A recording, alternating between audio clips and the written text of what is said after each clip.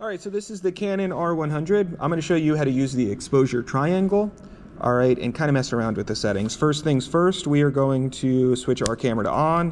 We're going to open up our lens just like that.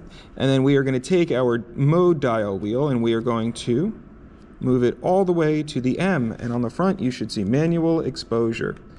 So 9 times out of 10, you're going to open it up and it's going to be just kind of like our display is going to be kind of like mirroring what's coming out of the sensor. All right, we need to get it to a point where we could change and see just how we saw on the Rebel T100 and the Rebel T7, or like all of our settings, right? And the easiest way to do that is clicking Info once, twice, and click it again until we kind of get what it emulates here. So right here we have our shutter speed. Right now it's very low, it's at 1/50. Then we have our f-stop, our aperture at 6.3. And then we have our ISO on auto. And I highly recommend not using the auto mode on these cameras, mainly because the higher these cameras are get notoriously high with ISO. And the higher the ISO, the grainier it is going to be. So now let's say that we're going out and we're going to shoot baseball, right? We need a high shutter speed so we can capture that ball in motion.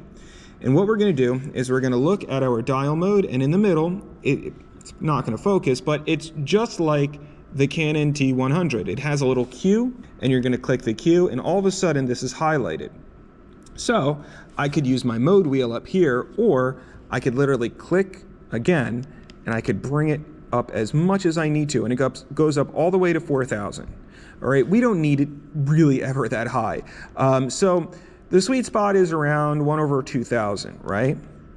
Now remember, if I do anything with my shutter, I have to compensate with my other two. So I can scroll over, mess with my aperture.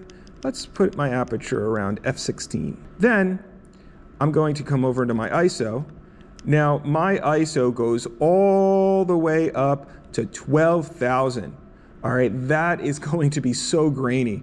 You really don't use anything above 3200 if you are not shooting in RAW, because you got to use the denoise, right? So let's say for the sake of argument, we're at 2000. Let's put it right there. So now I have my ISO at 2000. Let's take a picture and see what happens. Very dark. See how dark it is? Very dark. So what we're going to do is we're going to click our Q button. Now we're going to bring our ISO up. Let's bring our ISO up to, that's super high. Let's bring it in. You know what? Let's leave it at 2000. Let's bring our f-stop down, all the way down.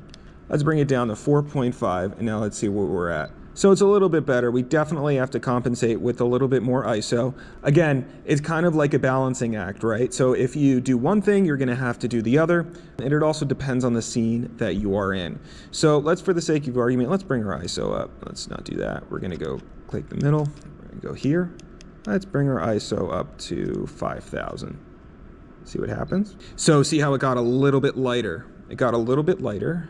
And let's compensate with, let's do this. Let's bring our shutter speed down just a little to 1000. So I brought my shutter speed down, and I'm gonna leave my ISO here, and I'm gonna leave my f-stop here, and it should be brighter. And yes, it is brighter, right? So you just gotta kind of like figure out your settings based on the environment, but you never want to change one thing and not change the other thing, all right? Especially if you're changing something like shutter speed, because the higher the shutter speed, all right, the darker it's gonna get if you don't mess around with any of the other settings, all right? One last thing that I wanna show you, all right, we need to find our white balance, and our white balance is gonna be right down here, and you click the Q button and you scroll down to ambience priority. All right, or I'm sorry, you scroll down to the white balance, and right now it's on ambience priority. But if you scroll over, it's gonna basically kind of like help you out, and it's gonna tell the sensor that, you know, hey, I'm working with white fluorescent light. These are the type of lights that we have in the classroom, and these are the type of lights that we would have in the main gym. All right, so let's go back. So if I'm outside, all right, and it's cloudy, I mean, honestly, auto ambience priority works the best. You really don't need to worry about that. All right.